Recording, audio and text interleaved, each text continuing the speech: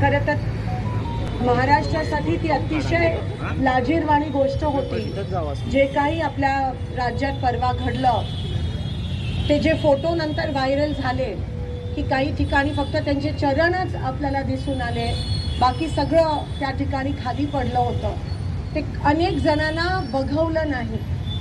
अंगावर शहारा येत होता की अशी जर वेळ येत असेल महाराजांवर, आणि जरी मूर्ती, एक प्रतिमा जरी असली, एक औपचारिकता जरी असली, तरी त्या मागच्या ह्या सरकारच्या असलेल्या ज्या भावना आहेत किंवा अतिशय खालच्या पातळीला जाऊन महाराजांचं नाव वापरलं जात असेल आणि आज त्यांच्या पुतळ्याची ह्या पद्धतीत खरं तर ती विटंबना करण्यात आली.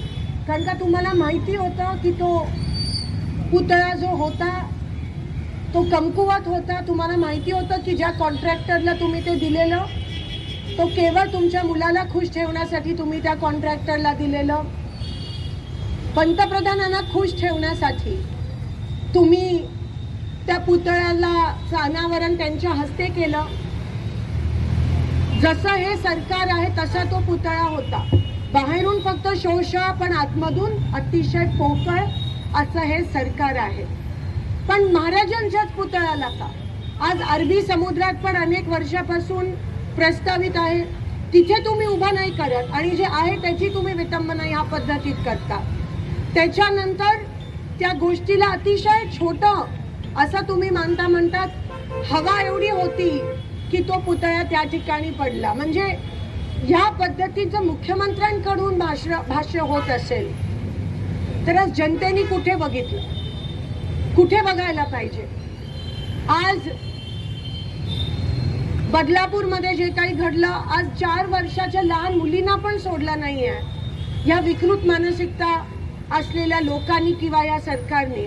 आणि म्हणतात त्याच्या मागे राजकारण आहे, या पुतळ्याच्या मागे म्हणतात हवा एक वेगळं कारण आहे. म्हणजे ह्या पद्धतीत जर त्यांचं बोलणं असेल तर एकंदरीत दिसून येतं की ते आता सापडले गेले आहेत.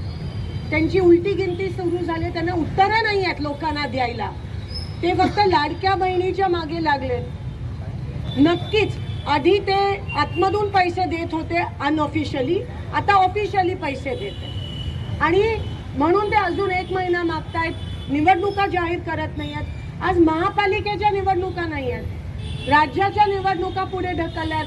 कारण का? अजून पैसे वाटप त्यांना करायचे. पण लोक हुशार झाले आहेत, आमच्या बहिणी खूप हुशार आहेत, घेतील त्यांच्याकडून. पण जी महिला या महाराष्ट्रात सुरक्षित नाही आहे, जे महाराज या महाराष्ट्रात सुरक्षित नाही आहेत,